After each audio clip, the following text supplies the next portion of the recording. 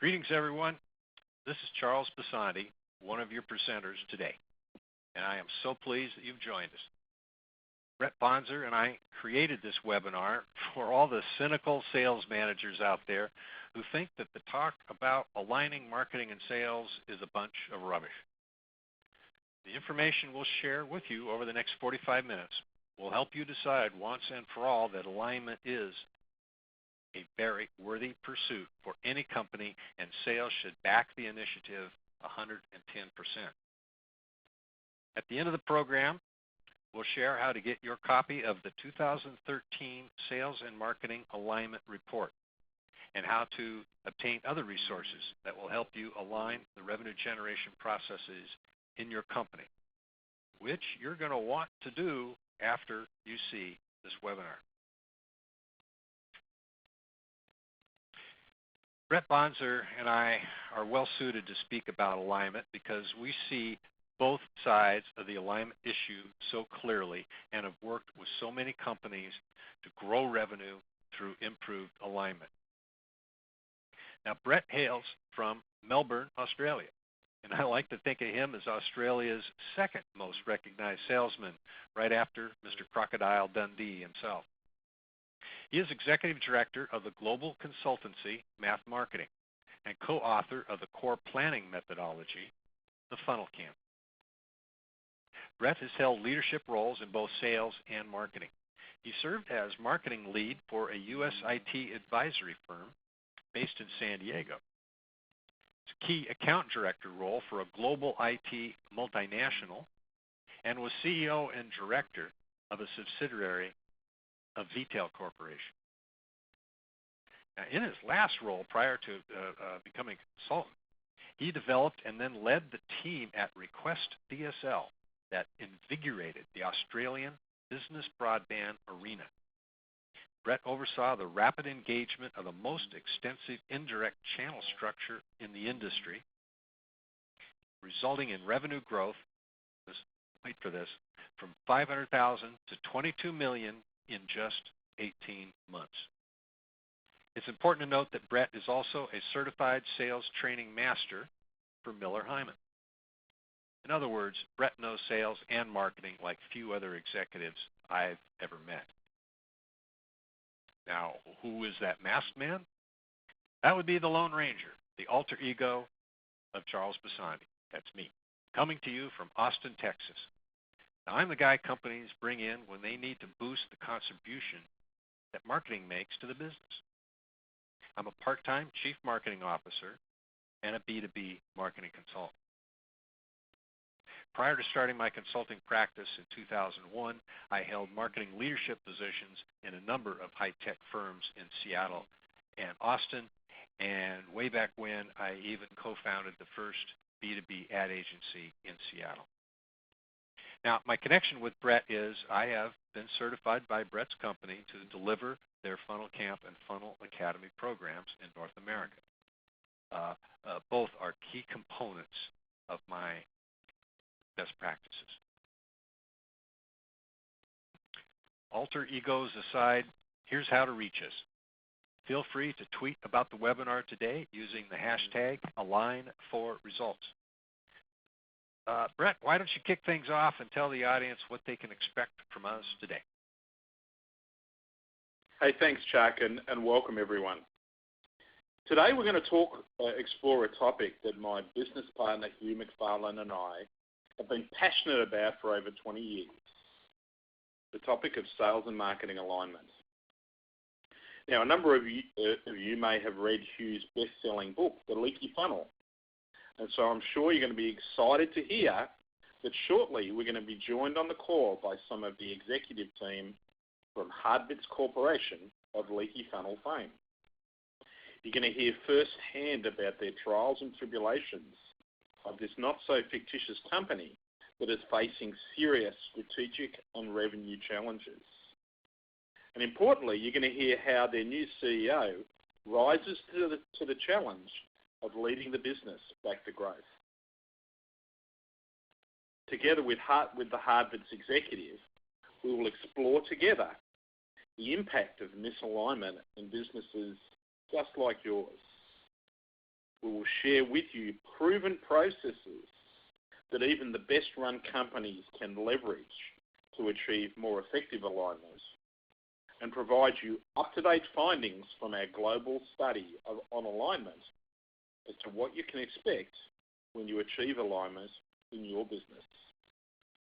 Now, our promise is that you're going to leave today's webinar with 3 actionable insights to drive further alignment and thereby enjoy superior revenue performance in your business.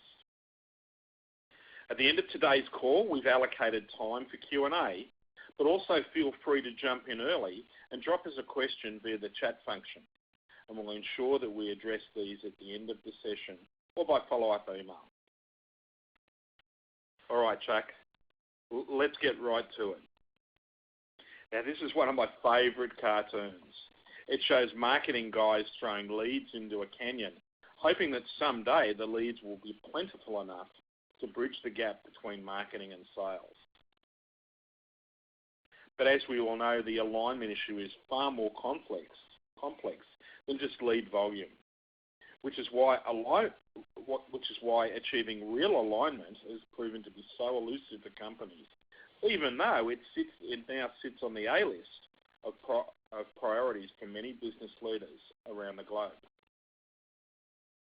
Now, in 2005, Mass Marketing really defined the debate on alignment when we published our first global study. Now, that study showed that well-aligned companies were growing 5.4 percentage points faster than their unaligned competitors. It also showed that they were closing 38% more effectively from proposed to close, and they were losing 36% fewer customers. So alignment was also playing out in terms of customer retention.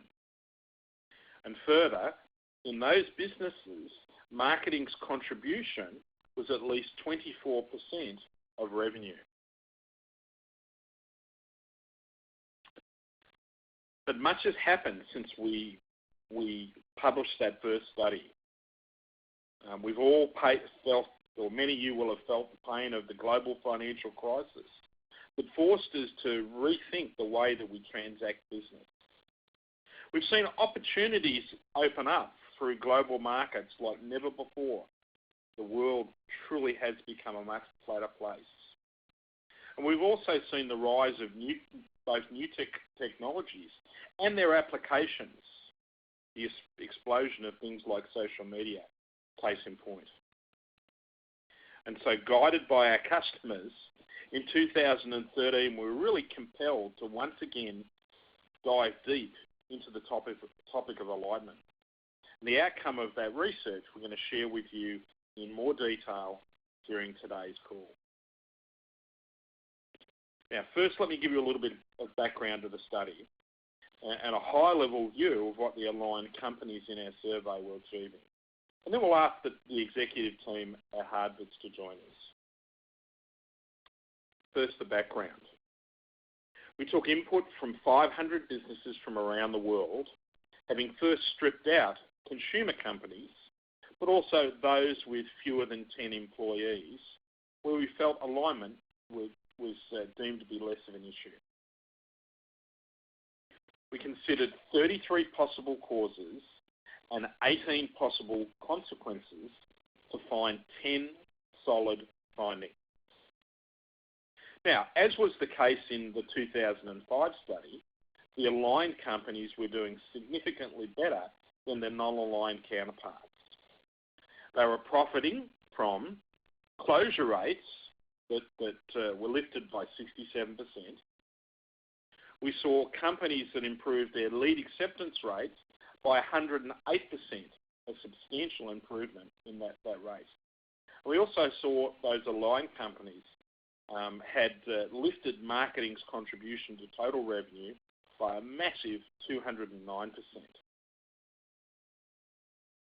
Now, with any research, there's always going to be some predictable findings, like, in this case, improved closure rate, some real surprises, and then some downright baffling numbers.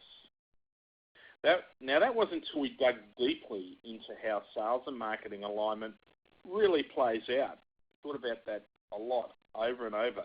And then the data started to make sense.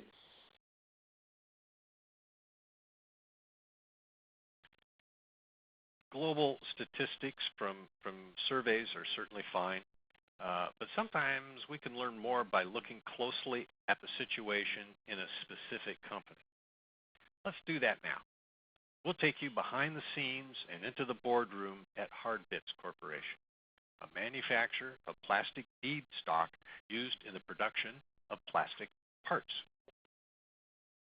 The turnaround story of Hardbits was chronicled in The Leaky Funnel by Hugh McFarlane, co-founder of Math Marketing and Brett's partner. In full disclosure, Hardbits is a fictional company. However, the situation is very real. It is based on the compiled experiences of hundreds of consulting assignments. Remember, the statistics we'll share are real also. They are right out of the global survey. Hardbits had fallen on hard times. The board ousted the CEO and replaced him with a bold choice, the head of one of Hardbits' best customers. The board meeting is underway. This is the first one with Sue present. She's the new CEO. Let's step inside. I think the head of sales is speaking about the results the company achieved with their previous plan. Now look, last year we agreed that a different department would lead the planning process each cycle. And it was marketing's turn, Kyle, last year. And I'm not all that knocked out by the results. Just look at the chart. You know, my sales team accepted more of your leads, which is good. But I'm here to report that the leads were rubbish, unclosable on really small transactions. Now, on a positive side, I think that the hard work of my sales team saw us lose fewer customers. But in my book, marketing shouldn't be leading the planning process again. With all due respect, of course. Let me remind my friend in sales that the reason marketing took over the planning process last time was because of the results we got the time before when sales drove the bus. We kept more customers, true, but the closure rate fell. Acceptance of leads declined, and revenue from new business went off a cliff. It was a disaster. Okay, I hate to admit it, but you're right.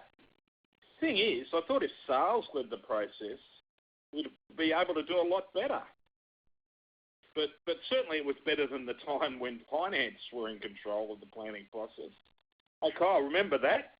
Sure, revenue went up, but it was offset by the largest erosion in our customer base in Hardbits history.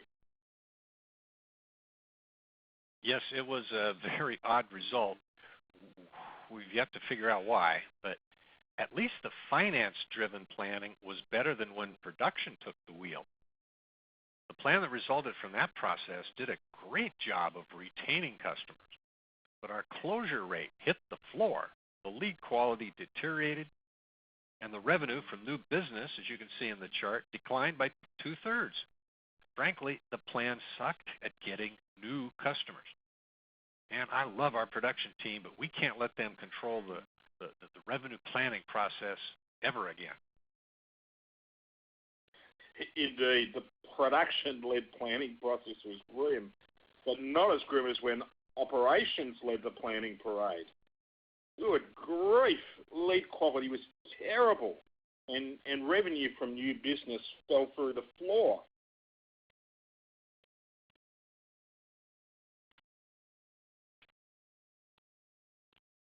Now, you can imagine what was going through the new CEO's head at this point. Sue was seeing a company that was trying very hard to make good things happen through their planning process. Each department had taken turns driving that process, but the results fell short every time. Sue used to be one of Hardbits' biggest customers, So she noticed right away that the planning process at Hardbits was missing a customer perspective. She made a decision on the spot and declared that for the next planning cycle, all departments would plan together. And they'd change their focus from being inward to being customer-centric. Yeah, she looked around the table and she knew her team was going to need some help. So Sue said that she'd bring in an experienced revenue planning consultant to help guide the process and, keep everyone on track. And so Hardbits went through its next revenue planning process with the whole team focusing on the customer and working together under the direction of the planning consultant. The plans were implemented and the results tallied for the next board meeting. Let's see what changed. Now, a reminder, the data you saw in the previous slides and what you're about to see is real. It comes from our global survey of 500 companies.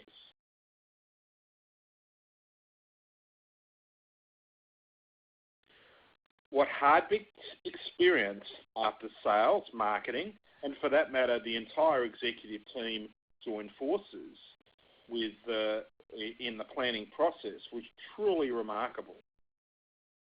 Sue Hunt, the CEO, reported to the board that joint planning had lifted closure rates of marketing leads by 56%.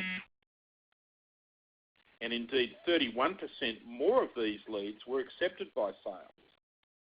And revenue from new business had soared by 62%.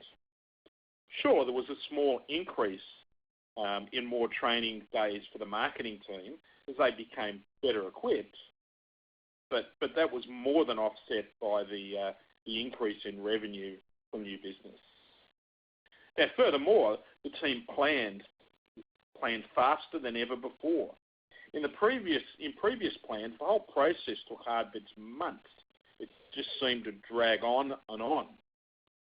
But this time they committed themselves to completing the planning in just 4 weeks.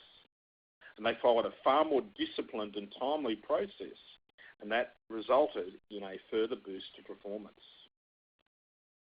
What the Hardbits team learned was that when planning was conducted quickly, in 1 to 4 weeks, and often, contribution to revenue by marketing doubled. Now, the data shows that marketers need feedback to know what to change. And from a sales perspective, there certainly isn't anything wrong with shorter planning periods. Okay, so if you're a bit skeptical right now that Hardbits was able to improve revenue performance so dramatically just by having departments plan together, you are correct. What made the difference for Hardbits was how they planned together. They adopted a completely different viewpoint from the inwardly focused perspective they held during previous planning periods. The real key to the Hardbits turnaround was taking a buyer-centric approach to the go-to-market revenue planning process. We'll unpack it for you next. It is a proven process we invite you to adopt in your respective organizations. But first, a reminder, at the end of the program today, we'll share how to get your copy of the Sales and Marketing Alignment Report and how to access other resources that will help you align the revenue generation processes in your company. Now, the term the buyer's journey was first coined by mass marketing, and specifically my business partner, Hugh McFarlane, and referenced in his book, The Leaky Funnel. Let's drop in on a conversation between Sue Hunt and Hardbits VP of Sales, Beth Marsden, as she describes that journey to him. Now, Brad, I know that you've always planned your selling activities around the notion of a sales funnel, marketing qualified leads leading to sales qualified leads, then proposals, and then ultimately closure. But I can tell you, when we were dealing with your team as a customer, I simply wasn't thinking about your process at all. As a customer, I was taking a I took a very different process. Indeed, we had our own journey.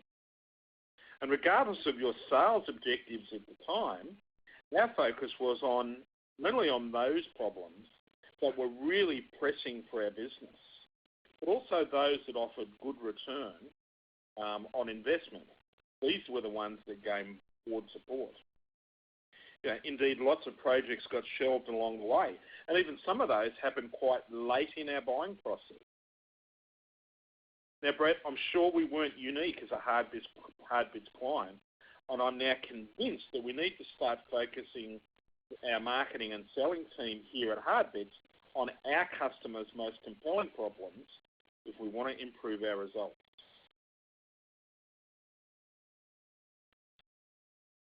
So Sue brought the team back together once more to workshop through this issue of customer problem.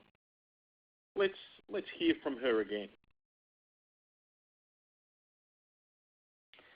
Team, I want you to think about this from 4 different perspectives.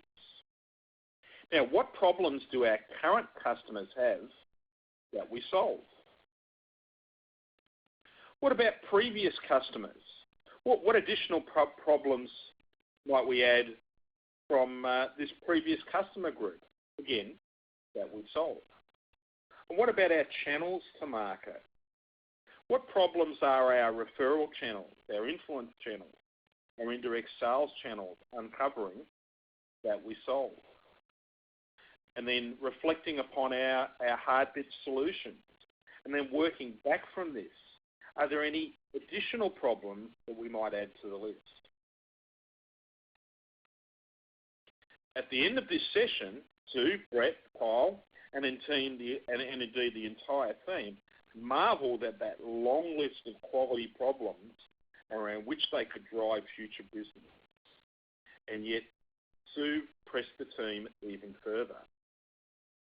She tasked them with finding that nugget of gold for the business, that singular compelling problem that would be the future rallying point for this new customer-centric approach. So armed with the long list of problems, the team at Hardbits then rationalised this long list down to a short list, looking at both strength and attractiveness. And then they leveraged the GE McKinsey growth model to graph the results. And you're seeing the outcome of their scoring here in the bubble chart. Now, Hardbits was a supplier of raw materials for plastic manufacturers. And certainly the quality of their feedstock had a significant impact on the quality of their customers' products. And so when the team tallied the results, it became very clear that the best customer problem for Hardbits to focus their marketing and selling on was their customers' problem of reputational risk customers faced when product quality fell. Now, the whole team were excited by the clarity this gave them. Focusing on a single problem that greatly simplified the solution they could take to market, but also what the value proposition needed to be. But there still was more to do. This problem still had to be translated into revenue potential. Once again, the team turned to the buyer's journey and began to apply conversion metrics to each stage of that journey. So they studied their website analytics, the email and call history, proposal register, the sales pipeline, everything like this that contained contact information about the journey of the customer. They used this to assess how many buyers entered each stage and how many leaked from each stage, or put another way, how many didn't progress in a set period of time. The data was sorted by stage so Hardbits could answer these questions. What percentage acknowledged Hardbits as one of the companies in the category, and what proportion of those failed to reach this stage? This is really the awareness level.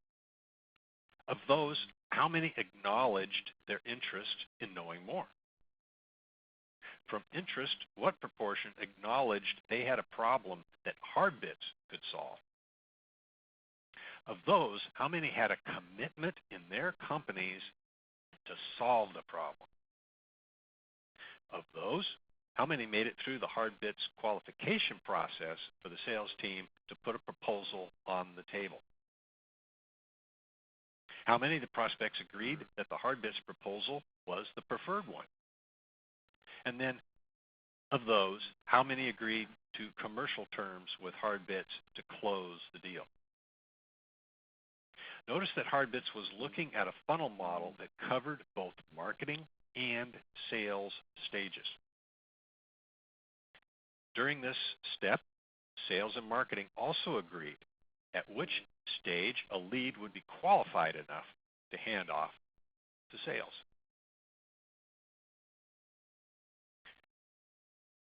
Armed with this knowledge of historical funnel metrics and using a sophisticated funnel calculator, the team was able to build a model of what was needed to achieve the revenue objectives from new business for each period. Sales and marketing could see at a glance how many buyers needed to progress through each stage during what period in order to drive the revenue.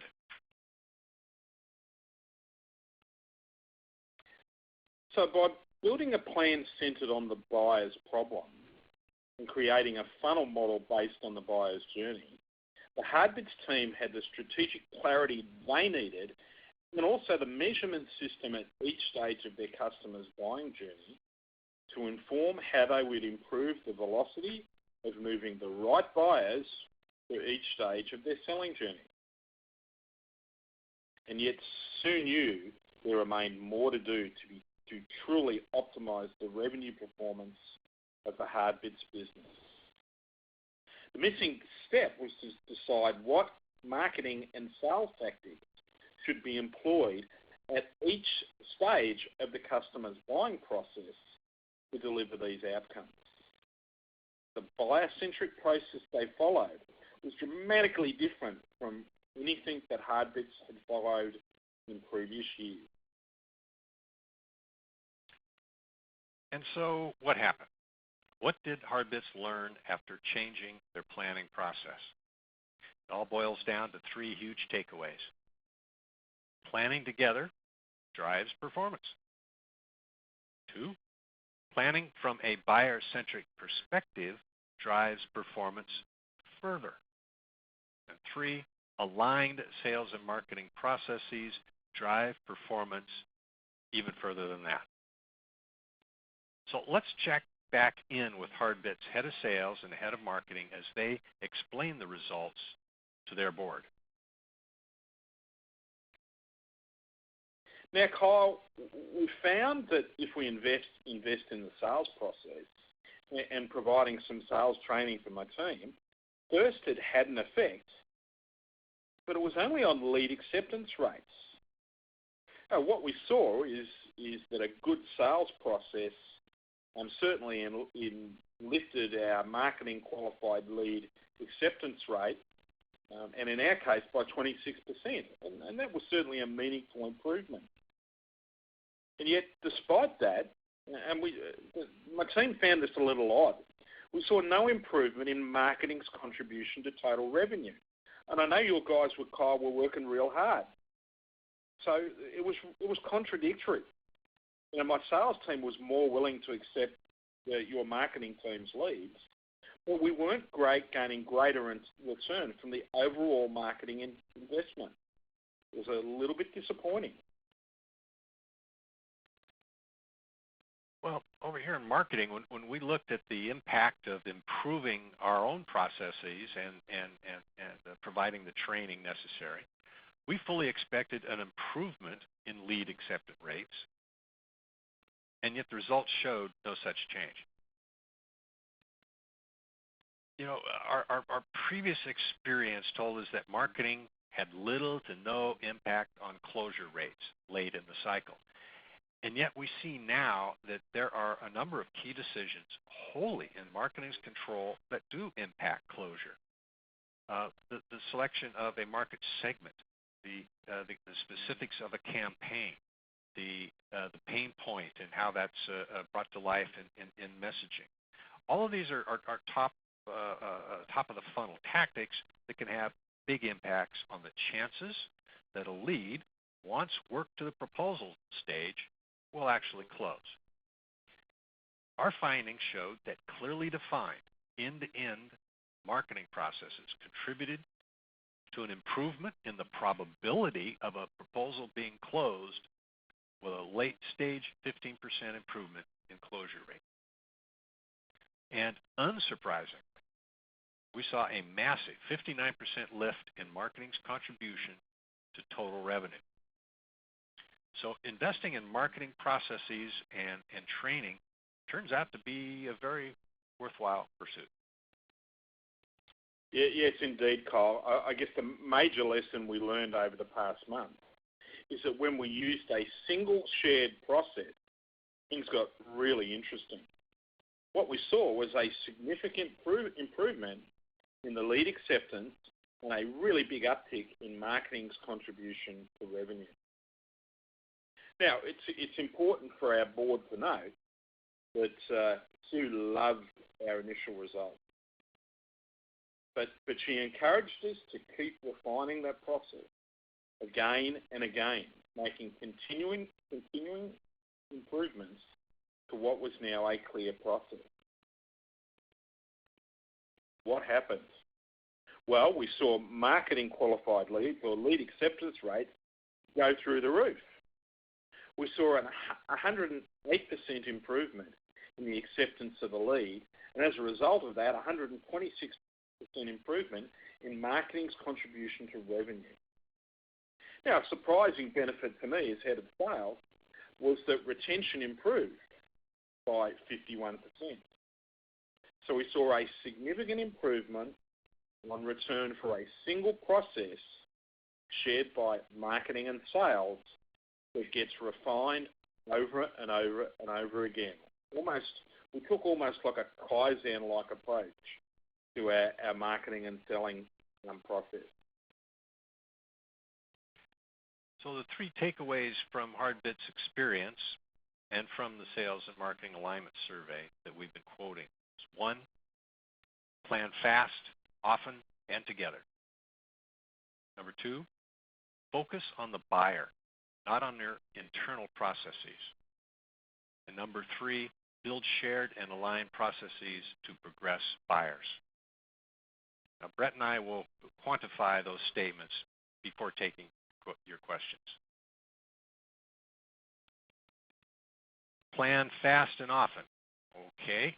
Well, we found during our initial research that companies that invested in joint planning lifted closure of marketing's leads by 56%.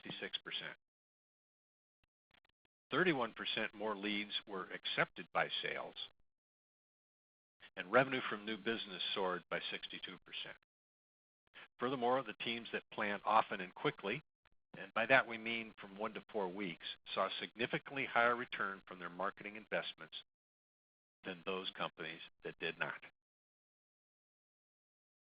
So, second big takeaway is take a buyer-centric approach. Now, HardBit's new CEO, Sue Hunt, transformed the business by listening to the voice of the customer. And certainly it's been our experience as mass marketing over the last 14 years and in more than 400 client engagements around the world, engagements with global brands like IBM, SAP, Agilent, Sony, NEC, with well-established mature companies, mature industrials, almost companies like Komatsu, Brambles Group, Transfield Services, Australia Post, Swiss Post, but also many small to medium-sized or fast-growing small to medium-sized organisations. But taking this buyer-centric approach has paid dividends time and time again. I recommend that you start by building your strategy around the buyer. Find a problem for which you'll be greatly rewarded, but also one where you have greatest relative strength. And then ask who most has that have that problem, because ultimately that's who you should be selling to. Look at what best solves that problem, because that's what you should be offering. Look at who else solves that problem, because in effect that's your true competition. And then think through who's best equipped to engage your target buyers around your problem, because that's going to go inform your channel strategy. And then map the journey of your buyers, those that progress and those that don't, to actually model the sales and marketing funnel that you need to achieve the revenue objectives of your business. And then the third takeaway is build aligned marketing and sales processes to progress buyers. When you take an aligned process and just refine it, and refine it to make continuous improvements to a clear process, superior results are achieved. The research showed a 126% improvement in marketing's contribution to revenue and a 51% reduction in customer churn.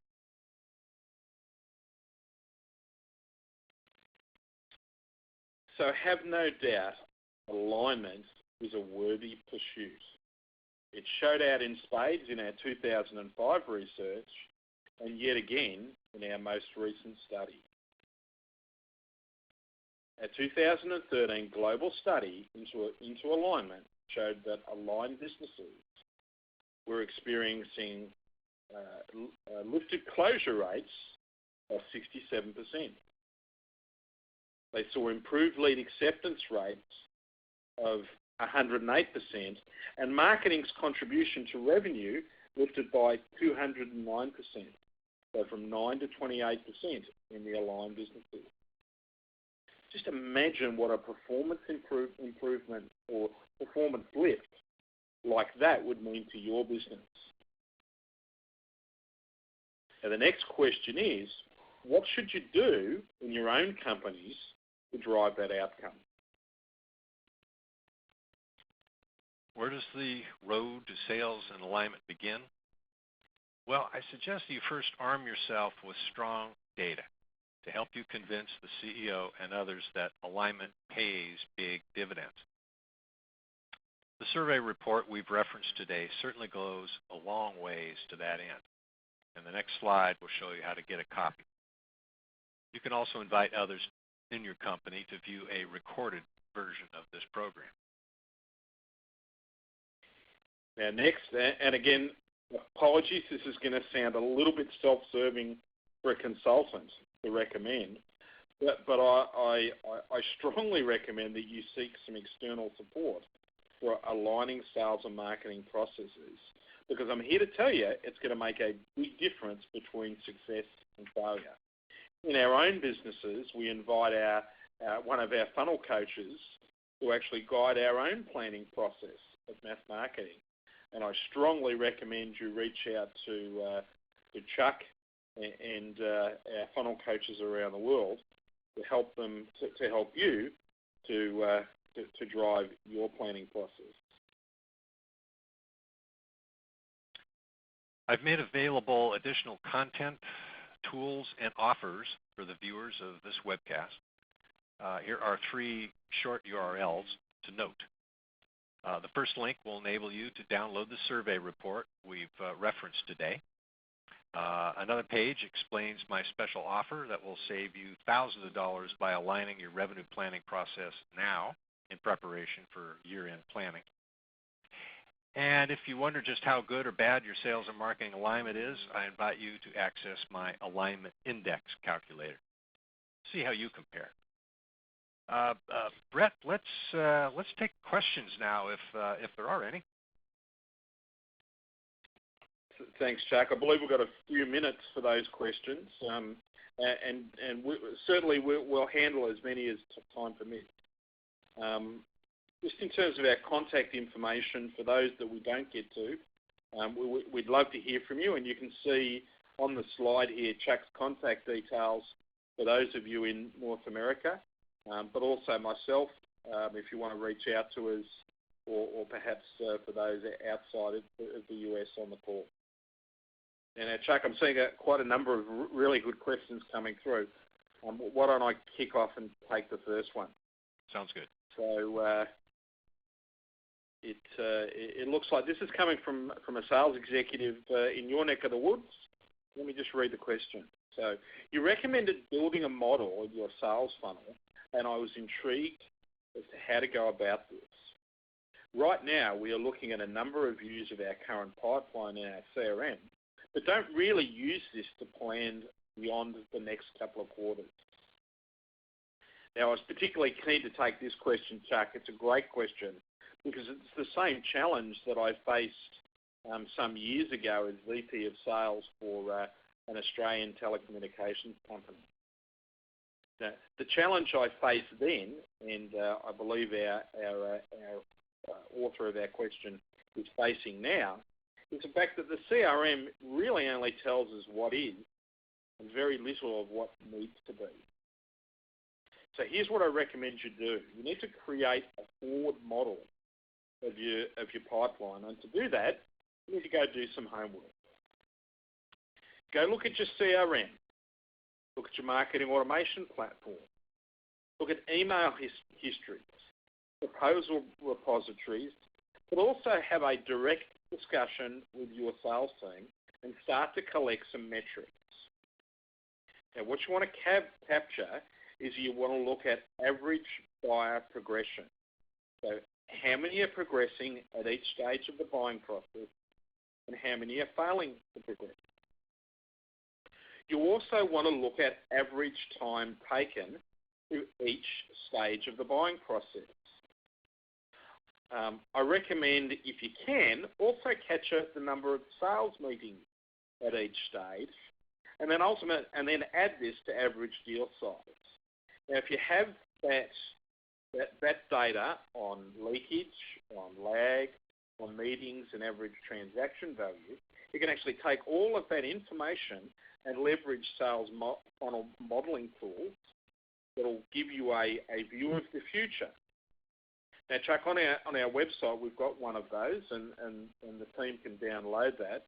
But also, we provide and leverage a far more sophisticated version called Funnel Plan in our client world. If I may, one final thing. Don't get too stressed first time around if the model appears imperfect, because I can guarantee you, having done this hundreds of times, it always is. That's okay. Just get it directionally correct and then improve it over time. So that's the answer to that one, Chuck. Why don't you have a look at the next question? I can see it coming through right now. Let's see. It says here, several of your slides showed what looked like a marketing plan template. Are you making that available? Okay. Well, what you saw isn't a template in the pure sense of the word. It is the output that results from the aligned go-to-market planning process Math Marketing developed. We refer to it as the funnel camp, and the plan itself is the funnel plan. There is additional information provided on the links that I mentioned in the previous slide. Okay. Brett, do you have another question you can take? Yeah, I can see this one coming through, and let me read this to the audience. Okay, Brett, so like a number of companies, we're starting to make some investments in social media that are experiencing some reluctance from the sales team. So this one's coming from a marketing head. Do you have any advice?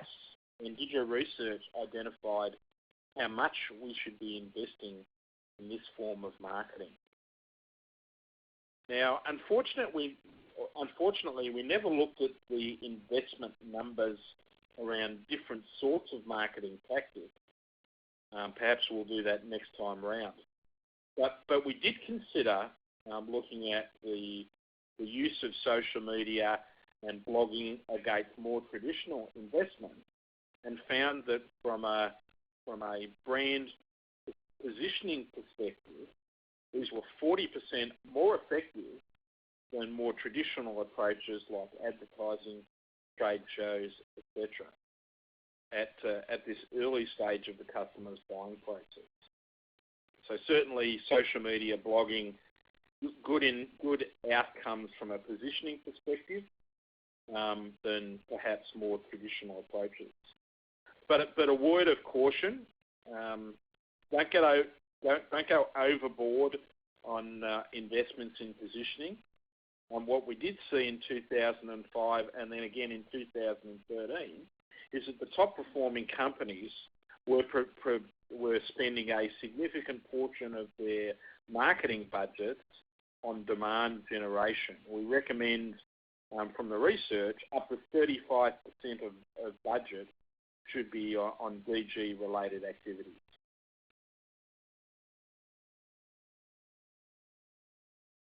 Chuck, why don't you take the next one? It looks like it's come from a head of sales. Great. It says here, I run sales. How much of my time will it take to do the kind of alignment you guys discussed today? It's sure understandable that you want to know how much time an initiative like this will take. When you look at it as taking away from your selling time or you're managing your team. Let me say this. Based on the alignment projects I've run, the head of sales invests between 15 and 30 hours of time spread over a few weeks. Not a bad investment of time considering the potential returns. And realize that this time is spent face-to-face with your peers and other departments. It's high-quality time where issues are really hashed out and decisions made that directly impact your team's ability to make its number. And thank you for that question. I'm looking at the clock here. We are out of time. Sorry we couldn't get to all the questions. If we missed yours, and I know we did because we only got to a couple of questions, don't hesitate to email Brett or me. We'd love to hear from you. Our contact information is right there on the screen. If you're viewing a recorded version of this webinar, the links to the survey report and other information were included on the previous slide.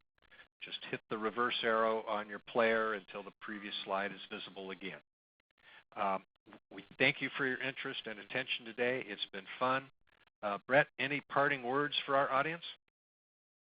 I guess the parting word from Mass Marketing is may your funnel always be flowing freely.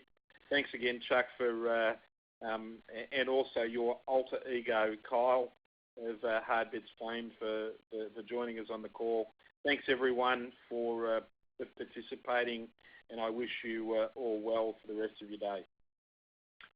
And goodbye.